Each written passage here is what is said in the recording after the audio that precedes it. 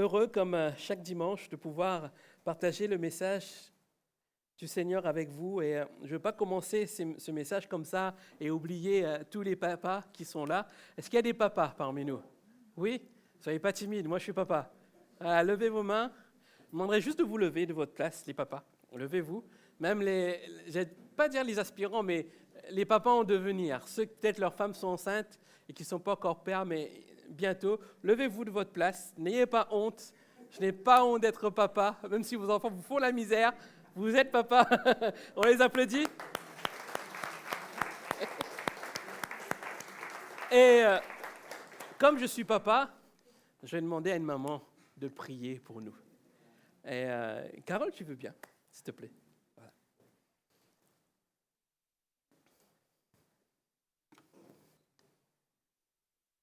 Si tu veux bien prier pour tous les papas qui sont là. Oh, merci mon Dieu pour ta grâce, Alléluia. Seigneur. Je te présente tous les papas, Seigneur, tous les papas qui sont là, les papas en devenir, les papas qui ont leurs enfants près d'eux, Seigneur, leurs papas qui ont les enfants loin d'eux, Seigneur. Je te présente tous ces pères, Seigneur, pour que tu puisses les bénir, que tu puisses les seconder, que tu puisses parler à leur oreille, parler à leur cœur, Seigneur, aux oreilles de leur cœur, Seigneur, pour qu'ils puissent te suivre, Seigneur. Je te les présente, Seigneur, comme un parfum de bonne odeur, Seigneur, en ce jour qui est une fête symbolique, Seigneur, mais c'est l'occasion, Seigneur, de nous rappeler quel Père tu es pour nous. Nous t'appelons Abba Père, Seigneur, et que tu puisses vraiment incarner ce Père que tu veux que tous ces pères soient, Seigneur. Merci, Seigneur, pour ces pères. Merci de leur adresser une parole réconfortante ce matin. Merci d'être à chaque instant à leur côté, lorsqu'ils parlent à leurs enfants, Seigneur, lorsqu'ils prennent soin d'eux, Seigneur, que tu puisses vraiment être ce Père pour eux, Seigneur, qu'ils puissent être cette image-là pour leurs enfants, Seigneur. Je te le présente et je te les présente et je te demande, Seigneur, ta grâce sur cette parole qui va être annoncée ce matin, Seigneur, qu'elle puisse être un guide dans leur vie, Seigneur, pour la seule gloire de ton nom. Amen. Amen. Amen. Merci, Carole. Voilà, juste vous donner cette petite information importante ce matin, c'est que vous ne voyez pas le pasteur Théodore, c'est qu'il a été invité dans une église à Arnouville. C'est une première pour lui et on le bénit, le Seigneur, parce qu'il est là, il sert Dieu dans cette église Arnouville-les-Gonesse, pour ceux qui connaissent, un peu plus haut. Mais voilà, pensons à lui. Ce matin, il est là-bas et je crois qu'il va être une bénédiction. Amen. Mais nous avons, c'est pas sa moitié, mais celle qui est là aussi avec lui. Karine, tu es là. Sois bénie, tu es là, il est là. Pas son esprit est là, mais il est là avec toi. Amen.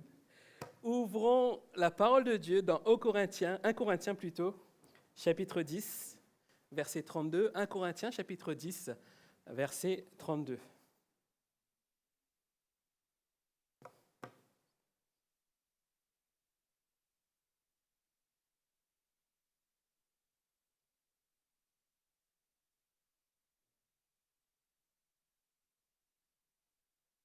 « 1 Corinthiens, chapitre 10, verset 32. « Mais que rien, et je lis dans la version Sommer, que rien dans votre comportement ne soit une occasion de chute, ni pour les Juifs, ni pour les païens, ni pour les membres de l'Église de Dieu. Agissez comme moi, qui m'efforce, en toute chose, de m'adapter à tous. Je ne considère pas ce qui me serait avantageux, mais je recherche le bien du plus grand nombre pour leur salut. Suivez donc mon exemple. Comme moi, de mon côté, je le suis, celui de Christ. » La version Louis II dit « Soyez mes imitateurs, comme moi aussi je le suis de Christ. » J'aimerais ce matin faire une petite pause un peu sur toute cette série « Nous sommes l'Église ». Et vous parler d'un message qui m'est venu à cœur cette semaine par rapport à ce que nous vivons aujourd'hui. Le monde, enfin surtout en France, nous fêtons les papas.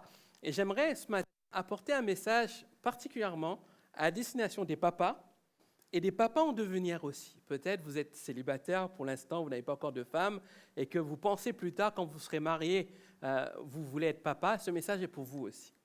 Et comme le message de l'Évangile ne se limite pas à une seule catégorie de personnes, c'est pour vous aussi, maman.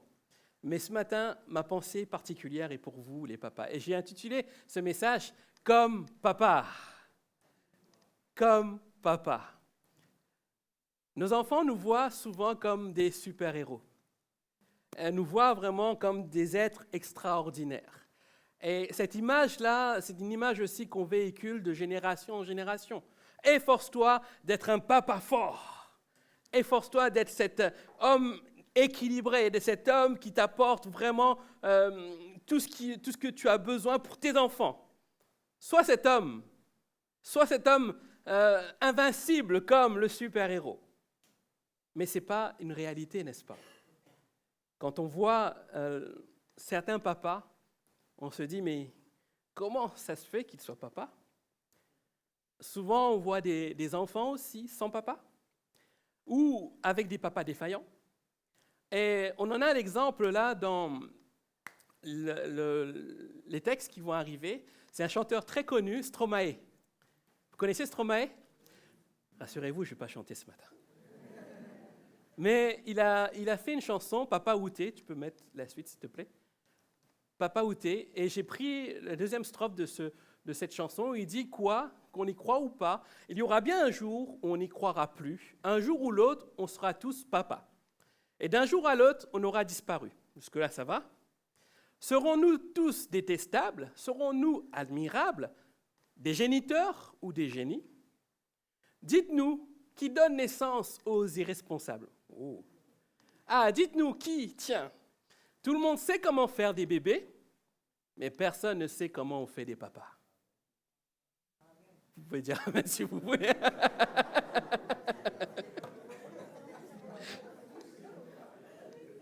Mais ce qu'il dit traduit une réalité. On sait tous faire des bébés. Peut-être vous ne savez pas encore, vous êtes plus jeune, mais papa va vous le dire, ou maman. C'est facile de faire des bébés, mais c'est tellement compliqué de faire des papas. Stromae a pris ce chant qui a fait vraiment son succès, mais ce chant traduit un mal-être chez lui. Ce jeune homme a vécu avec l'absence d'un père, et cette absence a tellement pesé qu'on a fait une chanson, Papa Outé. Et ce qu'il a vécu, lui, cet homme qui est devenu une star, beaucoup le vivent, même s'ils ne sont pas des stars. Beaucoup vivent avec l'absence du père. L'absence d'un père capable aussi de les accompagner. Ou avec un père qui est là, mais le fait qu'il soit là ne change rien en fait. Parce qu'il est plus un problème qu'une aide en fait pour la personne. Et ce matin, j'aimerais vraiment rassurer ces papas. On a souvent fondé notre rôle de père sur nos failles, parce qu'on est tous avec des failles, avec des difficultés, avec des expériences plus ou moins mauvaises. Et malheureusement, on a construit notre rôle de papa, ou on prévoit de construire notre rôle de papa sur ces failles, parce qu'on voit toujours le verre à moitié vide que le verre à moitié plein. Et pourtant, ce n'est pas un modèle que Dieu veut pour chacun d'entre nous. Alors, pourquoi j'ai pris ce texte en introduction?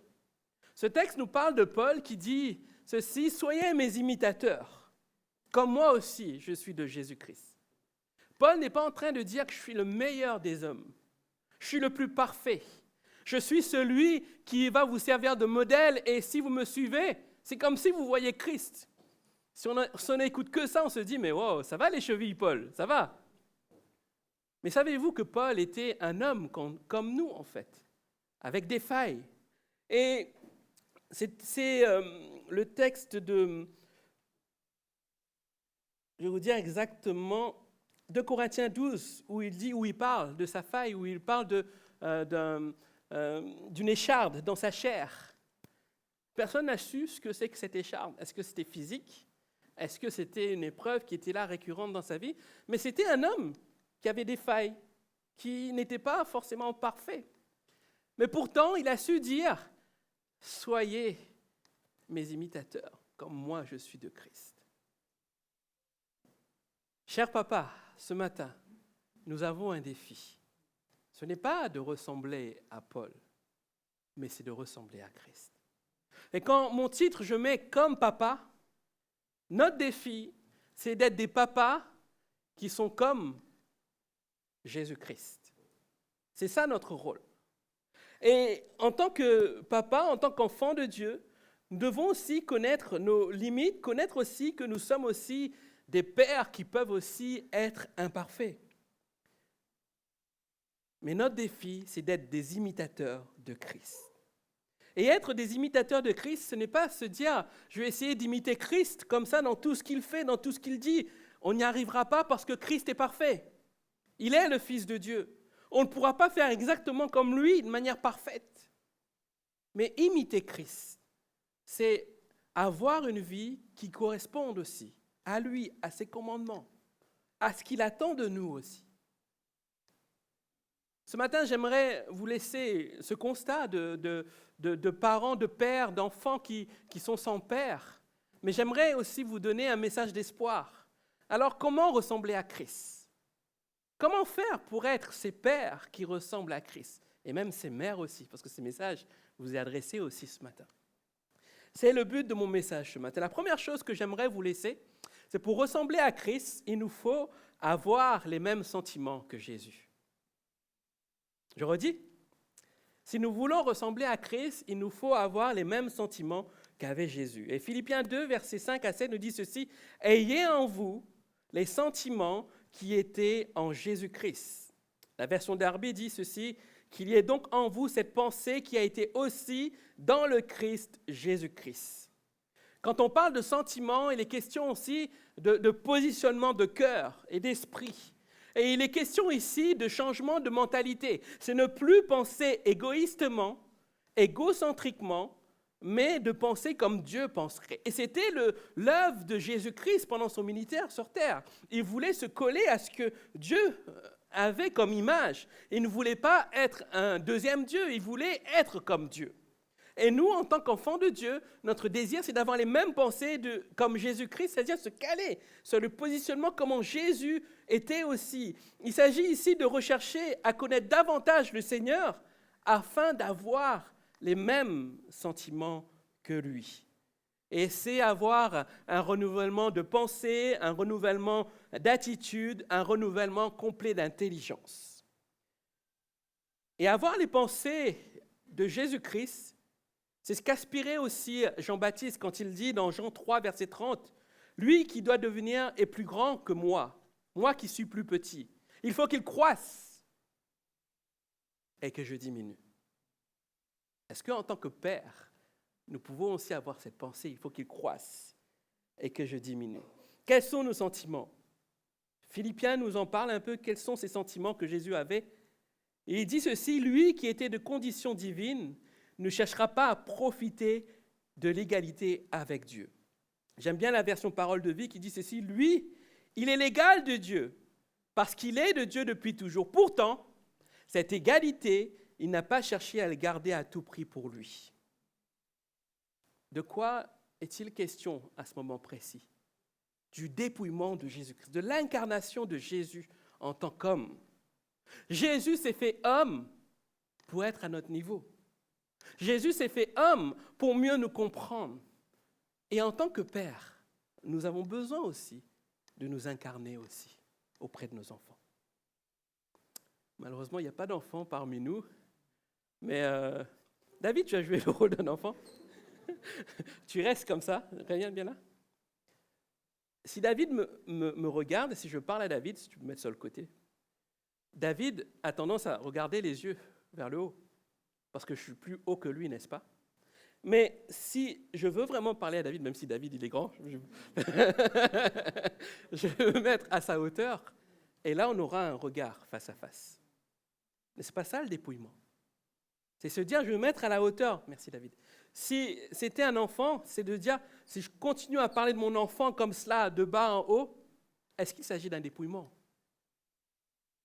Non.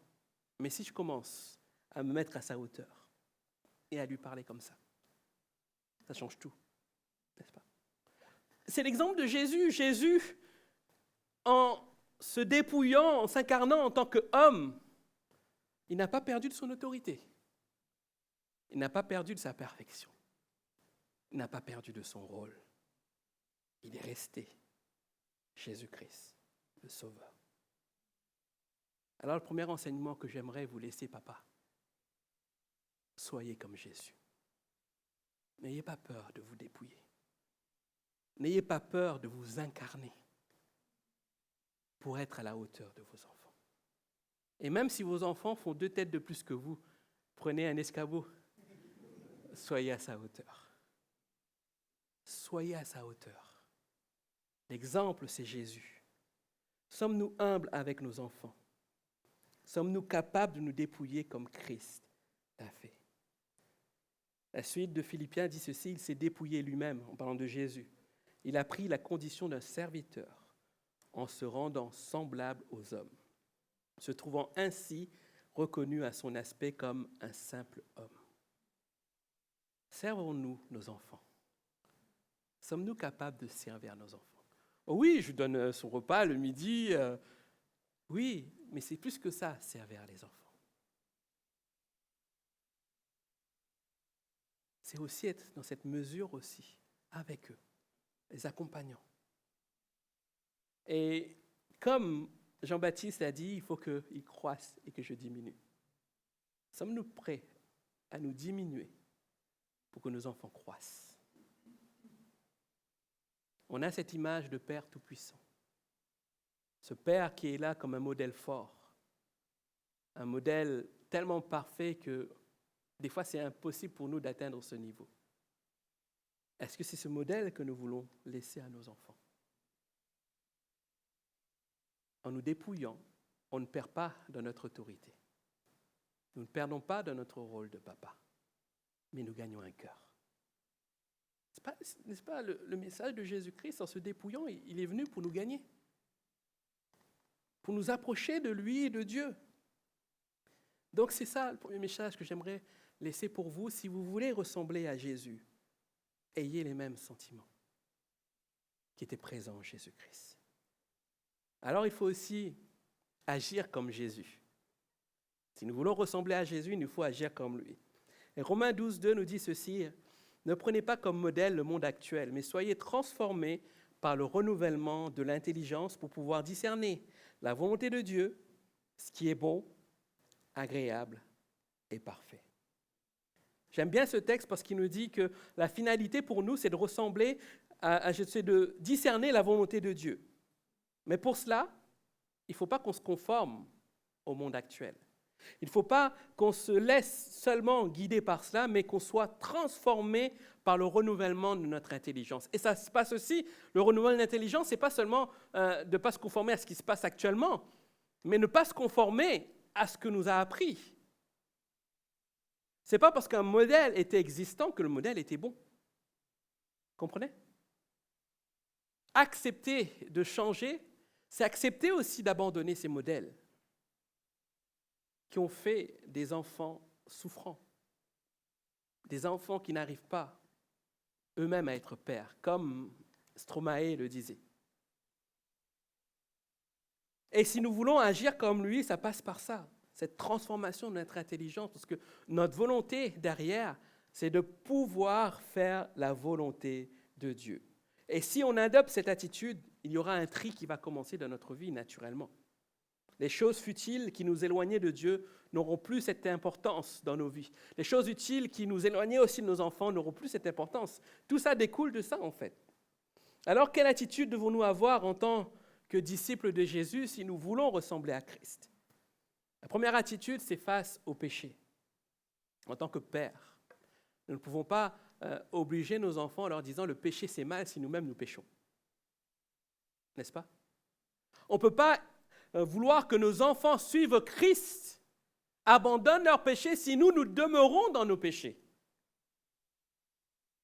Si nous voulons être comme Christ, nous devons agir comme lui. Christ rejetait le péché. Nous devons ne plus pactiser avec le péché, ne plus donner d'excuses avec le péché. Ça ne veut pas dire que nous serons des surhumains comme cette photo des super-héros sans péché, sans tache. Nous ne pourrons jamais l'être. Et j'aimerais vous rassurer dedans, Dieu ne nous amène pas dans une perfection ici-bas sur cette terre. La perfection, on l'aura avec lui dans le ciel. Il nous arrivera encore de pécher. Il nous arrivera encore de faillir. Mais si nous, en tant que pères, face au péché, nous avons ce réflexe de demander pardon au Seigneur, alors nos enfants auront ce même modèle. Pas parce qu'on leur dira « il faut que, tu dois, c'est obligé, la parole de Dieu dit ceci ou cela », mais parce que notre exemple même parlera. Et face au péché, j'aimerais vous dire aussi que le péché, c'est une désobéissance à Dieu. C'est ça la traduction du péché. Et quand nous désobéissons à Dieu, il y a plein de versets comme 1 Jean 1,9 qui nous dit « Si nous confessons nos péchés, il est fidèle et juste pour nous pardonner, pour nous purifier de toute iniquité. » C'est un super verset et une promesse pour nous. Mais est-ce que nous l'appliquons aussi à la désobéissance de nos enfants? Lorsque nos enfants désobéissent, est-ce que nous sommes remplis d'amour, comme le Père, comme le Seigneur, capables de leur pardonner? Je me souviens de cette histoire d'une jeune femme que je rencontre alors que je venais d'arriver ici à l'église. Malheureusement, elle n'est plus là. Elle n'est plus avec nous. Et elle me racontait un peu sa vie. Elle me disait qu'à l'âge de 18 ans, elle est issue d'une famille très forte culturellement où l'image compte beaucoup. Si les autres voient une faille chez vous, c'est que la famille est fautive et tout le monde prend un coup, en fait. C'est un peu ça, cette image-là. Et cette jeune fille va se mettre en couple avec un jeune homme qui n'est pas de sa culture, pas de ses origines. Le père le voit comme une trahison. Le père rejette la fille, l'exclut du domicile. La maman ne dit rien. La fille, à partir de 18 ans jusqu'à l'âge de 35 ans, quand je l'ai rencontrée, s'est mise à errer tout seul, à la défense, dormant en tant que SDF. Lorsqu'elle a été recueillie par des gens, ces gens profitaient d'elle, l'ont violée. Elle a construit sa vie avec de la souffrance. Et quand elle vient me voir, elle est tellement impactée par l'amour de Dieu qu'elle se dit « Mais est-ce que j'en suis capable? Est-ce que je peux croire dans l'amour d'un père qui peut m'aimer ?» Tout cela, ça a commencé comment? Un père qui a refusé de pardonner à sa fille. Quelle tristesse, n'est-ce pas? Quelle tristesse. Si nous espérons tellement dans un Dieu qui pardonne, malgré nos fautes, et peu importe nos fautes, pourquoi sommes-nous si compliqués à entrevoir ce pardon dans nos enfants? Peu importe leurs erreurs. Parce que si Jésus triait son pardon par rapport à nos erreurs, je ne serai pas parmi vous. Et bon nombre d'entre nous ne seront pas là, en fait. Mais on bénéficie de cette grâce, bénéficie de cet amour de Dieu, un amour qui nous dépasse. Mais si nous voulons ressembler à Christ, ne devons-nous pas aussi avoir ce même amour pour nos enfants? Je te pardonne. Je te pardonne. Et là, je vais encore plus loin. Sommes-nous prêts à demander pardon à nos enfants? Ça fait partie du dépouillement de Christ aussi. Sommes-nous prêts à demander pardon à nos enfants? Moi, ça m'arrive de demander pardon à mes enfants. Pourtant, ils sont petits. Je reconnais mes erreurs. Je leur dis, excusez-moi, pardonne-moi, parce que je n'aurais pas dû faire comme ça. Je n'aurais pas dû te crier dessus comme ça. Ben, ça me fait du bien. Parce que je sais que j'étais sincère et que je sais que mes enfants vont voir cette sincérité en moi. Ne soyons pas des robots. Soyons des pères qui agissent comme Jésus-Christ. Amen. Comment agir comme Jésus face aux souffrances? 1 Pierre 5, 7 dit ceci: « Déchargez-vous sur lui de tous vos soucis, car il prend soin de vous. » On a souvent cette image fausse du père qui doit tout porter et supporter. Parce qu'il est le père de famille, il est la tête, alors il doit vraiment tout subir. Et pourtant, Jésus nous dit, déchargez-vous, ce n'est pas Jésus, c'est Pierre qui en parle, il dit, déchargez-vous sur lui de tous vos soucis. Lui-même prendra soin de vous. Nous avons besoin, en tant que père aussi, par rapport à nos souffrances, de trouver en Jésus-Christ celui sur lequel nous devons nous décharger. Certaines fois, il y a des situations où c'est tellement prenant au niveau familial, même au niveau du couple même, que peut-être notre épouse a besoin d'un homme fort pour tenir. Mais nous, hommes forts, vers qui on se tourne? Combien de fois aussi dans les premières années de notre mariage où on vivait des choses compliquées, mais je restais fort pour ma femme. Et combien je souffrais à l'intérieur, j'avais personne vers qui me tourner, à part Dieu. Mais moi, j'ai Dieu. Imaginons ceux qui n'ont pas Dieu. Bien-aimé, si tu as Dieu dans ta vie, décharge tout. Et lui prendra soin de vous. Je me souviens des épisodes terribles où la première fois que ma femme tombe enceinte, elle a une fausse couche et je reste fort pour elle, je l'accompagne. Je me souviens d'un épisode où je me retrouve dans le sous-sol de notre logement, dans le stationnement, et je me gare et je me mets à pleurer. Parce qu'il fallait que derrière, même si je suis l'homme, que ça sorte. L'homme, c'est un homme imparfait. Et si nous véhiculons un homme qui est parfait, nous allons construire des hommes imparfaits qui recherchent la perfection comme leur Père. Et Dieu ne nous appelle pas à être parfaits. Soyons nous-mêmes et laissons-nous vraiment tout abandonner entre les mains du Seigneur. Si nous voulons ressembler à Christ, il nous faut agir comme lui. Et agir comme lui, c'est face au rejet aussi. Jésus a subi les moqueries, le rejet. Mais face à tout cela, il ne perdait pas à l'esprit sa position de sauveur et sa mission. Lorsqu'on crachait sur lui et qu'on se moquait de lui, qu'on l'insultait, il allait vers la croix, vers Golgotha. Pour lui, c'était son objectif. C'était son rôle, c'était son identité. Et en tant qu'enfant de Dieu, avant d'être père, on est enfant de Dieu. Et en tant qu'enfant de Dieu, la Bible nous dit que nous sommes concitoyens et membres du peuple saint. Nous faisons partie de la famille de Dieu. Éphésiens 2, versets 18 à 19. C'est notre identité. Alors, face au rejet, peut-être que vous êtes rejeté même de votre famille, que vous vous retrouvez seul avec vos enfants, votre femme.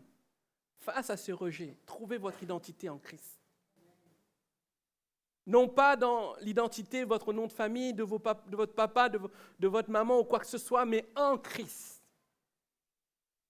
C'était la mission de Jésus, il voulait aller au-delà de ça parce que sa mission, c'est d'être le sauveur du monde. Alors que face au rejet, face aux moqueries, il est allé jusqu'au bout.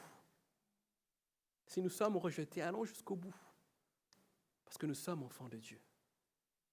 Nous sommes ses pères, enfants de Dieu, citoyens célestes. Cher papa, le monde peut vous rejeter. Mais sachez une chose, il est important pour vous de vous positionner en citoyen céleste. C'est ce qui va motiver votre marche avec Dieu. Parce que nous ne sommes que des voyageurs sur terre. Nous ne sommes pas appelés à régner ici-bas. Rappelez-vous, cette série, nous sommes l'Église. L'Église est appelée à régner avec Christ dans l'éternité. C'est ça que nous devons viser. Notre point face aux montagnes, comment ressembler à Christ, comment agir comme lui face aux montagnes. Il nous arrive souvent d'avoir des montagnes dans notre vie. Et en tant que père, et ça rejoint un peu les souffrances, les montagnes peuvent vite s'élever, ça peut être la finance. On arrive avec les comptes, on se dit, il est le 5 du mois, c'est comme si qu'il n'y a plus rien. Et on est là face à une montagne qui s'élève devant nous. Et on garde ça pour nous, on se dit, mais il n'y a rien, il peut se faire. Ça peut être la montagne de la maladie, quand on voit notre épouse souffrir. Ça peut être la montagne aussi d'être veuf. Souvent, il y a des pères qui perdent aussi leur femme. Mais ils doivent gérer la famille. Ils doivent gérer les enfants.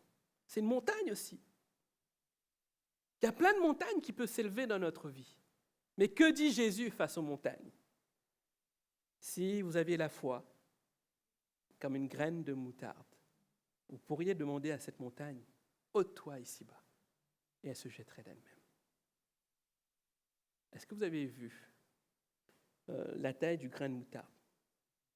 C'est tout petit. Quand vous le mettez entre vos doigts, et vous ne le voyez même plus. C'est tellement petit.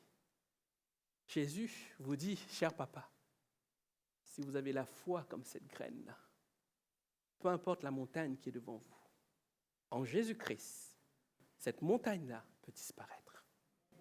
Cette montagne-là peut être ôtée. Parce que Jésus a la capacité de le faire. Non pas vous, mais Jésus.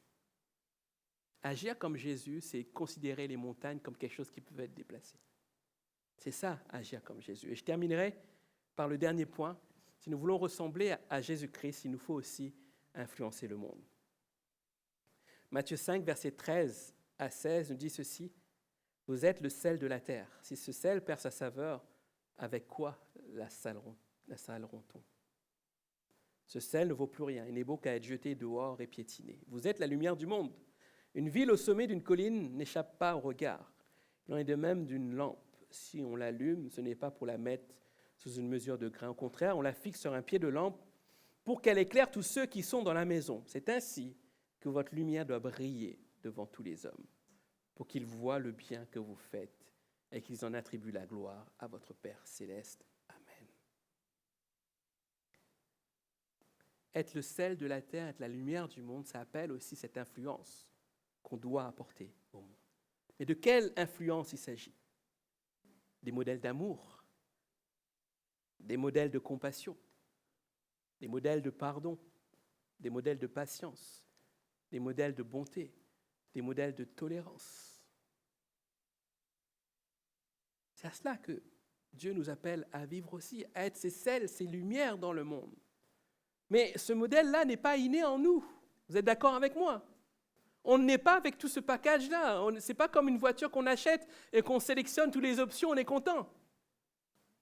On est dans notre contexte. Peut-être défaillant, peut-être sans père, ou avec un père défaillant. Et peut-être dans un modèle où tout se passe bien aussi.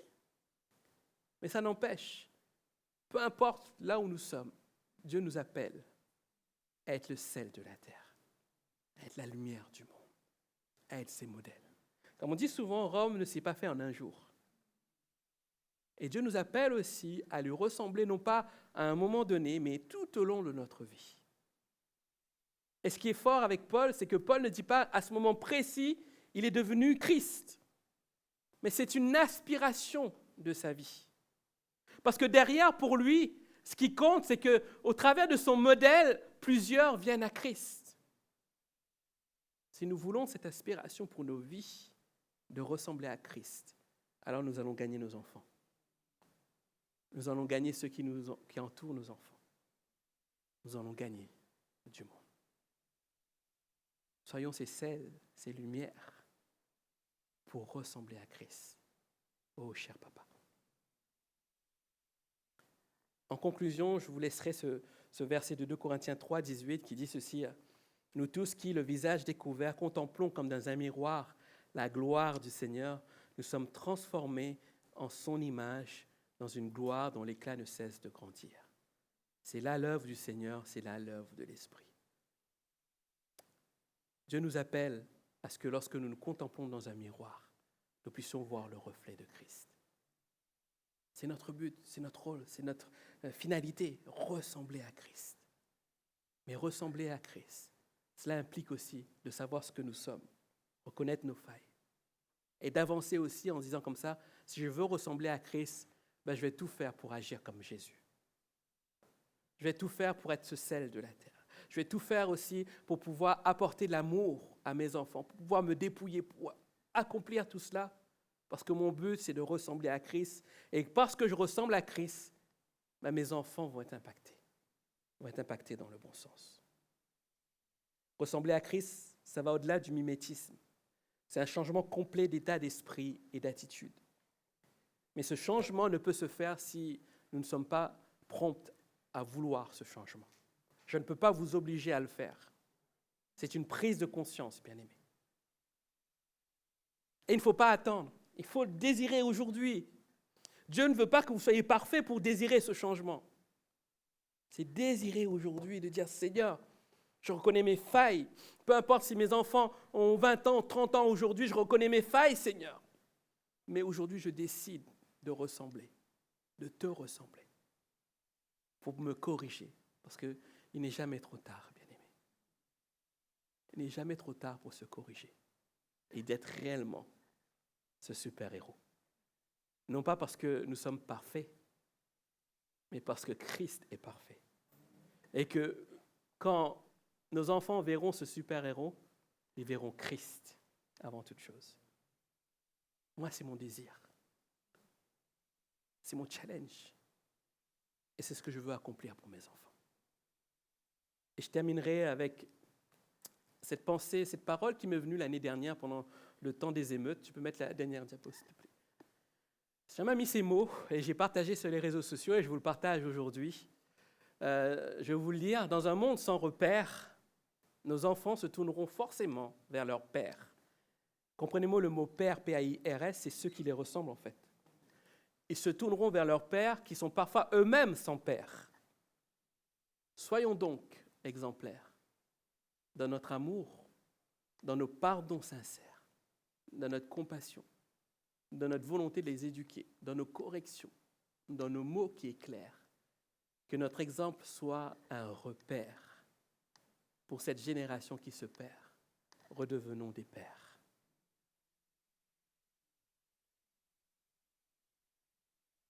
Cette parole est pour vous, papa, et pour vous aussi qui aspirez plus tard à devenir papa. Ce n'est pas plus tard qu'il faut changer. C'est aujourd'hui qu'il faut prendre les bonnes décisions.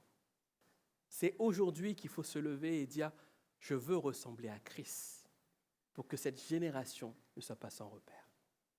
Et j'ai mon rôle à jouer en tant que père. Alors j'inviterai la louange à s'approcher et j'aimerais faire 2 appels ce matin.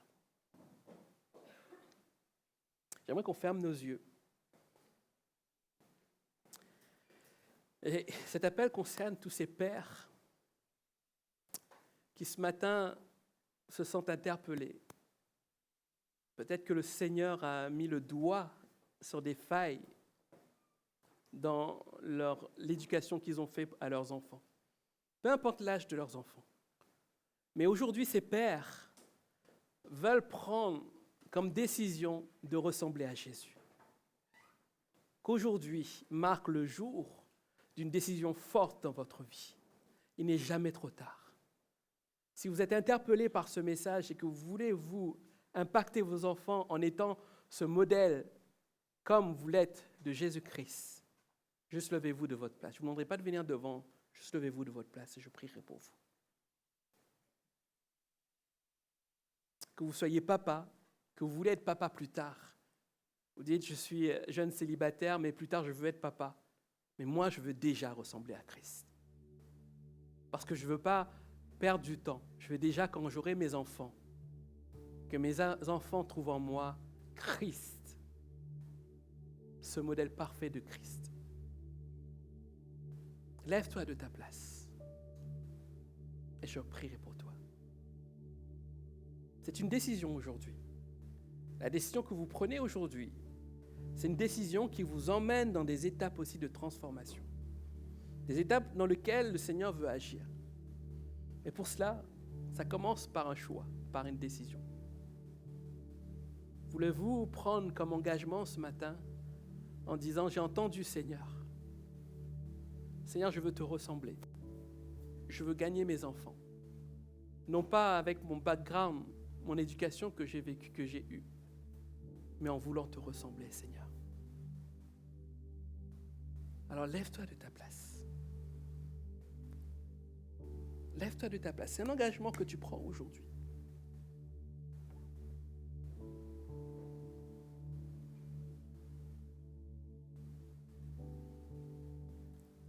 C'est tellement un défi pour les générations. Si nous, en tant que pères, nous n'arrivons pas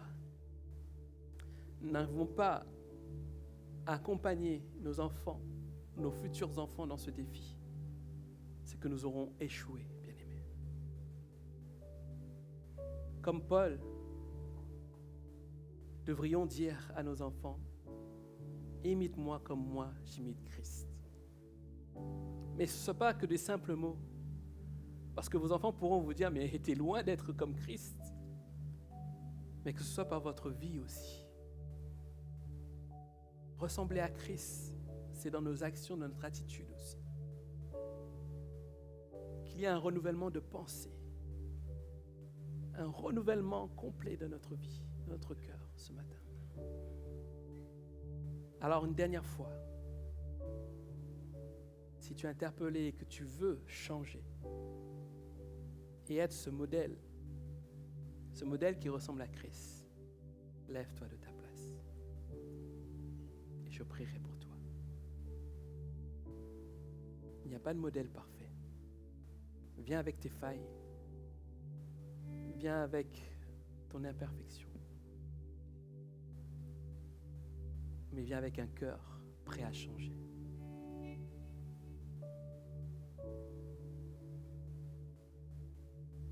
Jésus. Seigneur, je veux te prier pour tous ces papas ou ces futurs papas. Je te prie de les revêtir, Seigneur, de ton amour, qui te prennent dans cet exemple pour leur vie et qui ne se laissent pas conduire seulement par rapport à leurs expériences ou l'expérience de leur père ou aux failles que ces pères ont laissées dans leur vie.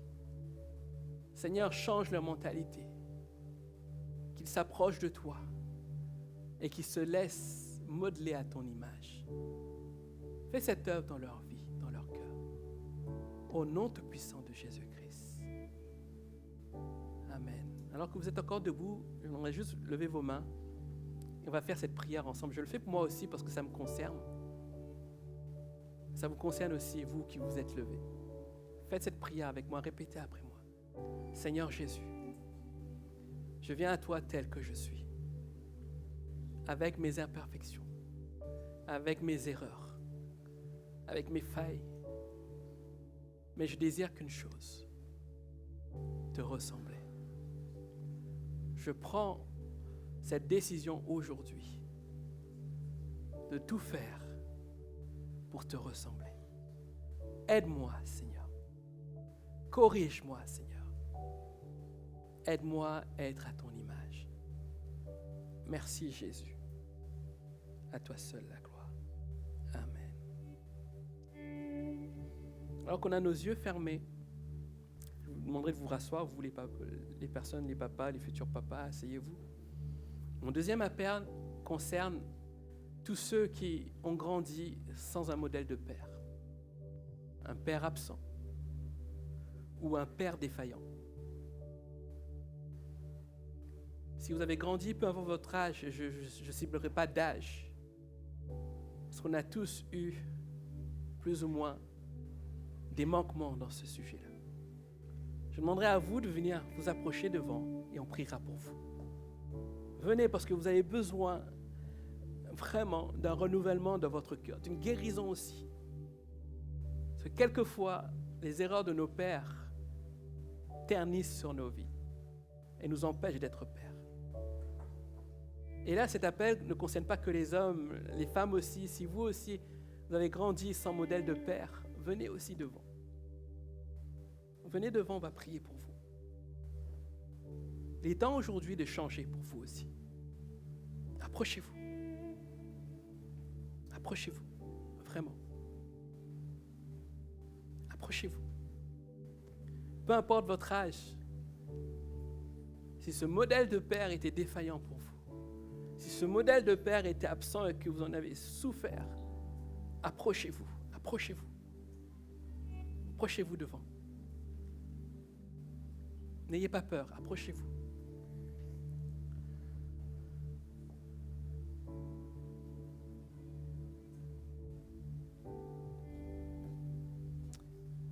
Attendez avant de prier. Maintenant,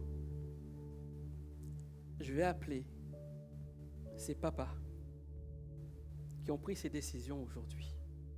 qui veulent être à leur tour des pères pour ces enfants, même si ce n'est pas vos enfants de chair, mais vous avez à cœur de venir prier pour tous ces enfants qui ont eu des souffrances à cause de l'absence d'un père, à cause de la défaillance d'un père. Si vous voulez aujourd'hui dire, moi je veux être ce père pour eux, approchez-vous et commencez à prier pour toutes ces personnes. On a besoin de pères. On a besoin de pères ce matin qui se lèvent et qui disent, je connais mes imperfections, mais je veux prier pour tous ces jeunes. On a besoin de pères qui se lèvent. On n'a pas besoin d'hommes parfaits. On a besoin de pères qui se lèvent ce matin. Je veux être ce père, je veux prier pour tous ces enfants qui sont devant. On a besoin de pères en devenir. Je ne suis pas encore père, mais moi je veux déjà rentrer dans ce rôle de père pour ces enfants qui n'ont pas eu de père. Approche-toi. Approche-toi ce matin et joue ton rôle.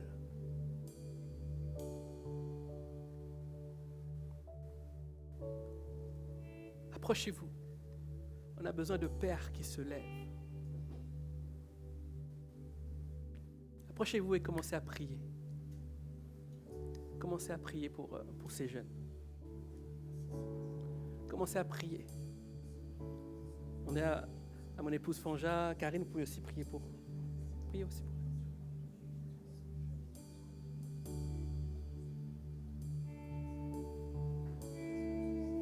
Jésus. Pendant ce temps, on va écouter cette louange et on ferme les yeux et on prie pour tous ceux qui sont approchés devant.